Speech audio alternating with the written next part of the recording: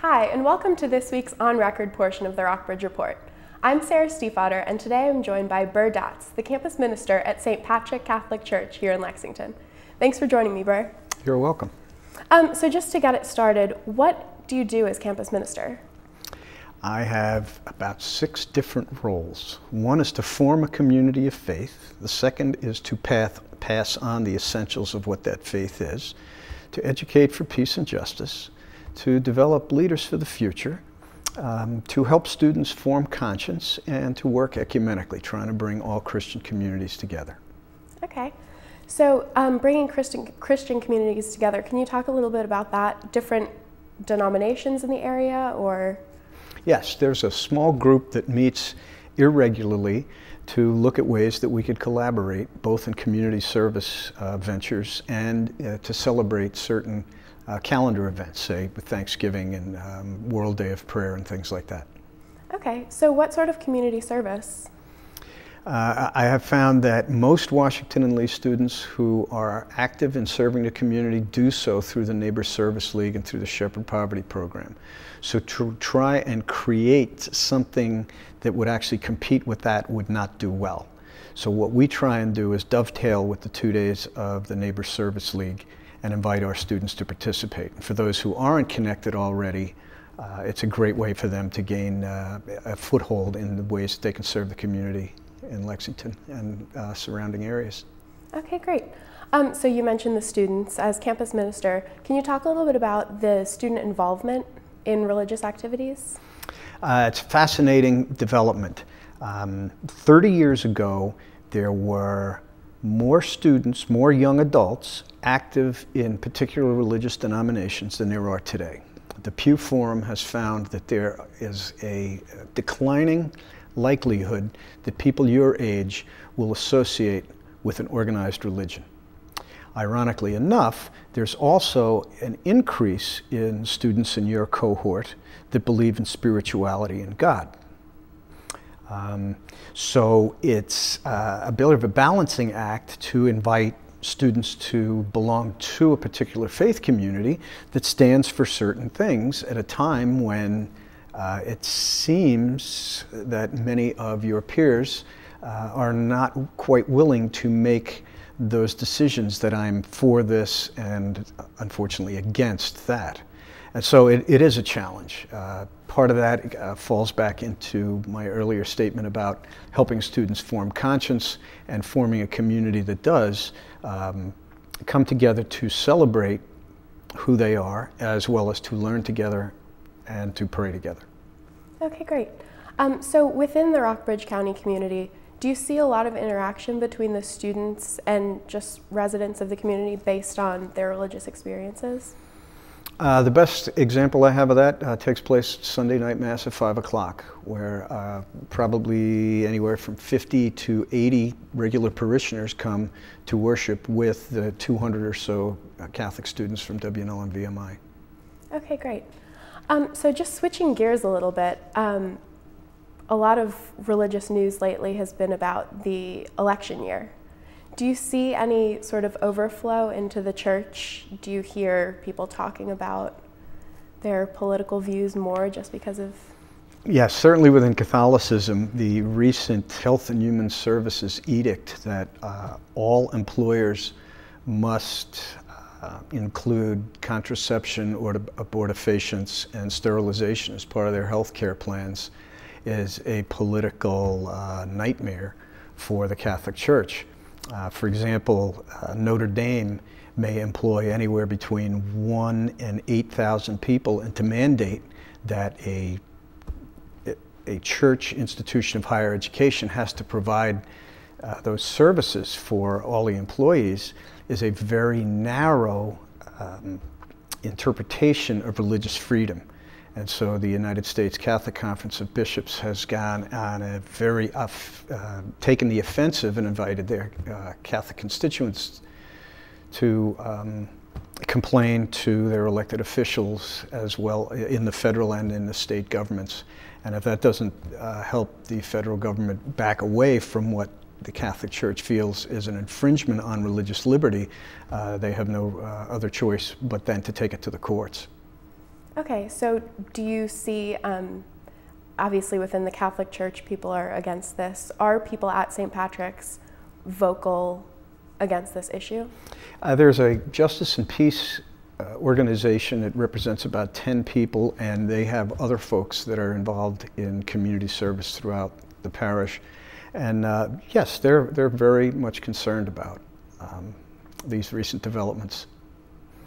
And on a political level, certainly with the Republican nomination going on, and Rick Santorum, who was a professed Catholic, many of his statements are very much in keeping with Catholic teaching, but to mainstream America, they seem so far right and so extremely conservative that is a great opportunity for dialogue as to what does the church teach, and then what must we believe as practicing members of that faith.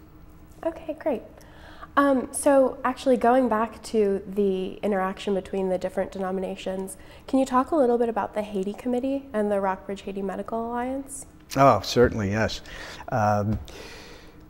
In 2000, Father Alan Lipscomb, Professor Delaney, myself came back from a trip to Haiti, and we identified a priest, Père Brousseau, from Fond-Pierre, or St. Peter's Parish, in a very rural area in Haiti. Essentially, Haiti is shaped a bit like our thumb. Port-au-Prince is down in here, and Fond-Pierre is on the border of the Dominican Republic.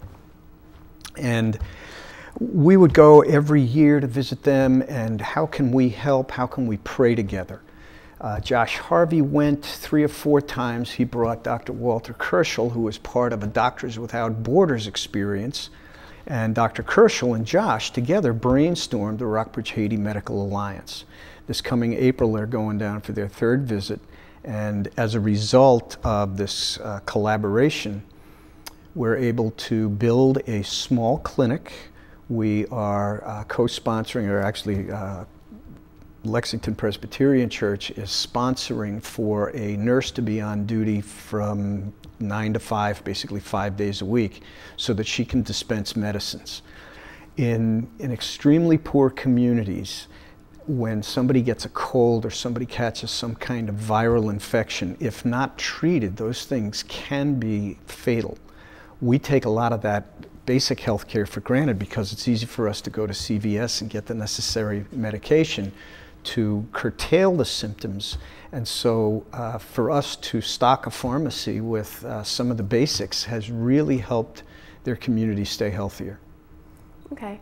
And I'm sure, is there any dialogue between the parish in Haiti and St. Patrick's directly? Have you spoken to the priest, or? Yes, in fact, as poor as Haiti is, thanks to some of our efforts and the fact that this priest happens to be a genius priest, sociologist, anthropologist, economic development. I mean, the guy is brilliant. He knows just what his people need, and at a proper time. He's able to connect on the internet thanks to solar realities and some satellite linking. So we're almost in a weekly contact with him. January 12th, they celebrated a 2-year anniversary of the terrible earthquake. And we agreed that we would pray together. So at 7 o'clock, the people of St. Patrick and the people of Fond-Pierre in our own communities were praying together for one another at the very same time. Okay. So even beyond people actually making the trip to Haiti, do you see the parishioners getting really involved and getting excited to help these people that are so in need? Yes. See, St. Patrick focuses on benches right now. We're trying to buy enough benches for their church. Currently, they're using the benches from the school and transporting them into the church. And the benches are falling apart. So we are organizing a little Lenten Bank series where you sacrifice. If you give up chocolate, for example, that might be $1 a day. You put that $1 that you save in this kitty, and that helps Haiti. And so they're able to send us pictures again through the web. So within minutes, we know just what's happened for them. Okay. So how do you see the future at this parish? Do you think, obviously now they have a nurse on staff, But do you see it progressing to the point where eventually they'll be on their way to? Oh, absolutely, yes. They're already on their way. Thanks to some of our donations, they've been able to build their own worship space. They've been able to build and hire teachers for their school. We send them bolts of cloth, you know, these big rugs of cloth, and they basically sew their own uniforms. So they're learning their own self-sufficiency. They're taking care of themselves, and they are already successful because they are together in their journey. And that is a crucial thing. If I'm trying to work my way out of poverty all alone, that can be a pretty steep road. But when I've got folks that care about me, that are working and walking with me, that kind of success is almost guaranteed. Okay. And it sounds like you've sort of adopted the same philosophy, partnering with other churches in the area. Has that been a good experience, just to see sort of the perspective of other denominations? Absolutely. You know, I think when we see something as overwhelming as a problem like poverty or lack of education, we want to do everything. And I don't think that God calls us to do everything. I think God calls us to do something. And as long as we're in community and relationship with their parish through their priest, he knows what they need better than we can tell them what they need. And that's why I think things are moving in a very, very positive direction. Okay, great. Well, Burr, I think that's all the time we have for today. Thank you so much for joining me. You're very welcome. Thank you so much for watching the Rockbridge Report. I'm Sarah Stiefvater. Thanks for watching.